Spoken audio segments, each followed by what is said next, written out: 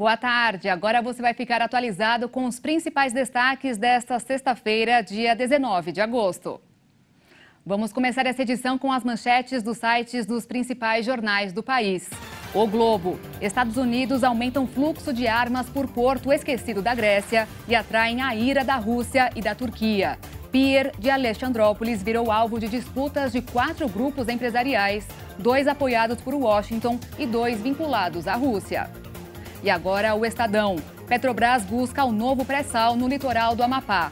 A empresa se prepara desde o ano passado para explorar a nova fronteira, próxima das bacias das Guianas e do Suriname, onde foram feitas descobertas de reservas gigantes. No valor econômico, Colômbia e Venezuela iniciam reaproximação econômica. Países negociam retomada de comércio e investimentos, que pode impulsionar o fluxo comercial total entre Caracas e Bogotá, neste ano, de 600 milhões de dólares para 1 bilhão e 200 milhões de dólares. E, por fim, Folha de São Paulo. Covid deixa ao menos uma sequela em 65% dos infectados no Brasil, aponta estudo. Pesquisa conjunta ouviu cerca de 9 mil pessoas no primeiro trimestre. Aumento de complicações pode afetar sistema de saúde.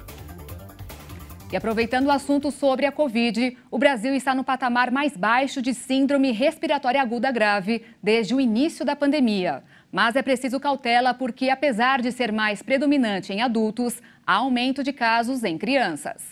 O novo boletim Infogripe, divulgado pela Fiocruz, revelou que entre as 27 unidades da federação, apenas Roraima apresenta sinal de crescimento na tendência de longo prazo da síndrome respiratória grave. Já o Acre e o Amapá apresentam estabilidade. As outras regiões mostram queda na tendência de longo prazo. Em relação às capitais, a pesquisa apontou que somente 3 apresentam indícios de crescimento na tendência de longo prazo: Belém, Boa Vista e Vitória.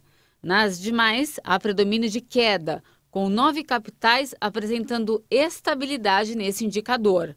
Cuiabá, Palmas e São Luís foram as capitais que mais conseguiram recuar os índices de Covid-19 no período analisado.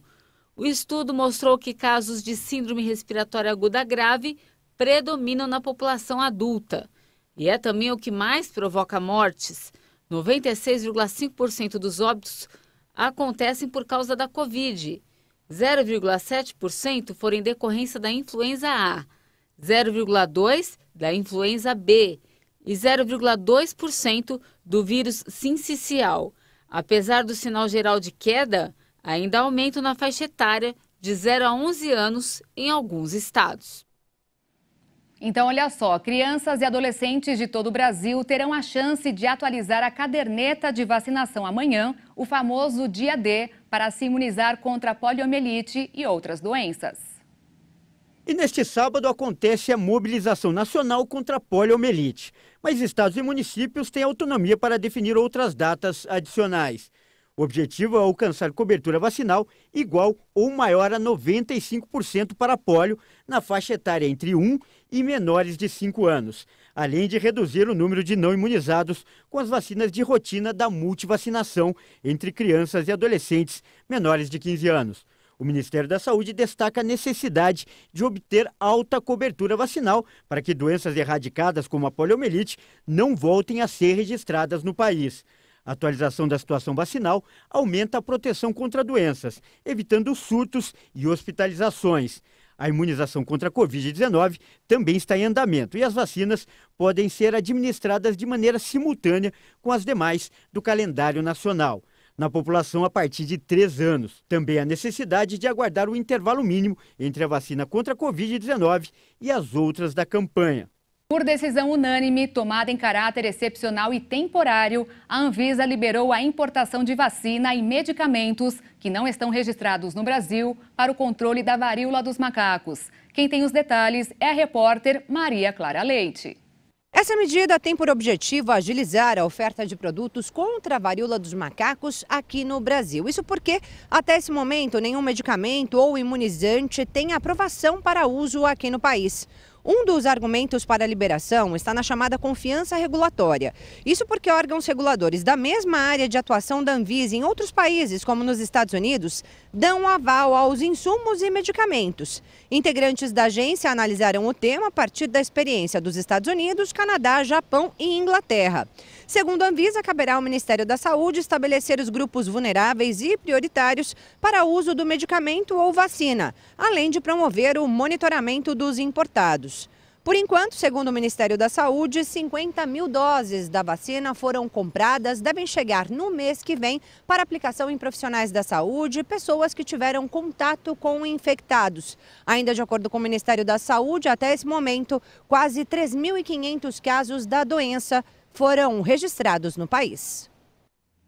E um grupo anti-vacina americano foi banido do Facebook e do Instagram pela empresa matriz das redes sociais. A Meta afirmou que a comunidade espalhava desinformação. A Meta excluiu um dos grupos anti-vacina mais influentes dos Estados Unidos. A empresa matriz do Facebook e do Instagram argumentou que a comunidade difundia desinformação sobre a Covid-19 que poderiam causar danos no mundo real. O Children's Health Defense, grupo de defesa da saúde das crianças em português, acusou de imediato a empresa de cercear o direito à liberdade de expressão. O fundador da comunidade, Robert Kennedy Jr., sobrinho do ex-presidente John F. Kennedy, expressou inconformidade em uma nota oficial. A exclusão acontece depois de repetidas violações das normas da Meta sobre desinformação. O grupo afirmou que recebeu com surpresa a suspensão e que a proibição pode estar relacionada com um processo que fez contra a empresa de tecnologia por confiar na Agência Reguladora de Medicamentos dos Estados Unidos a respeito de quais informações são válidas cientificamente.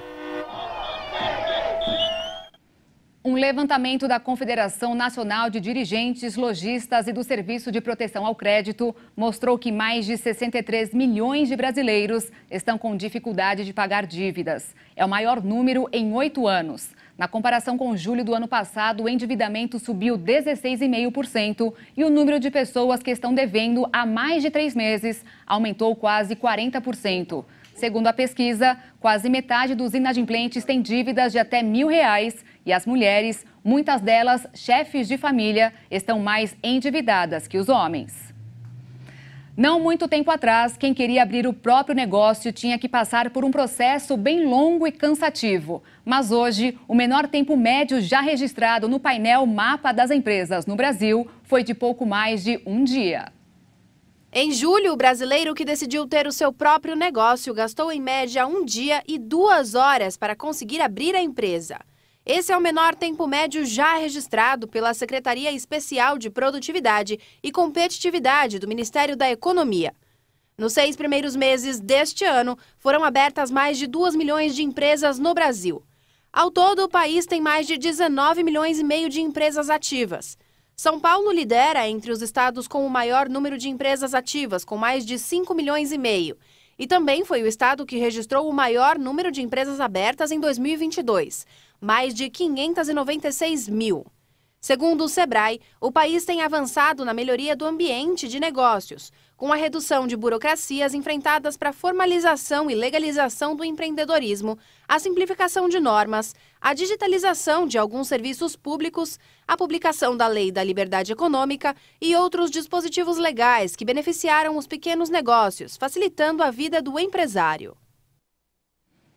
E antes da gente encerrar, olha só, no Reino Unido, pessoas que roncam podem pedir auxílio de quase R$1.000 por semana. A medida faz parte de um programa que beneficia aquelas que sofrem de algum distúrbio que pode prejudicar as atividades durante o dia. E no caso, roncar pode ser indício de apneia do sono, que causa canseira. E quem sofre de ansiedade, depressão, diabetes e perda auditiva também pode pedir o auxílio.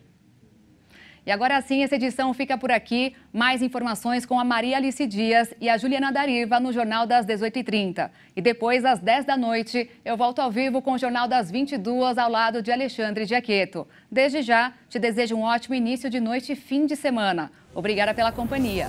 Tchau.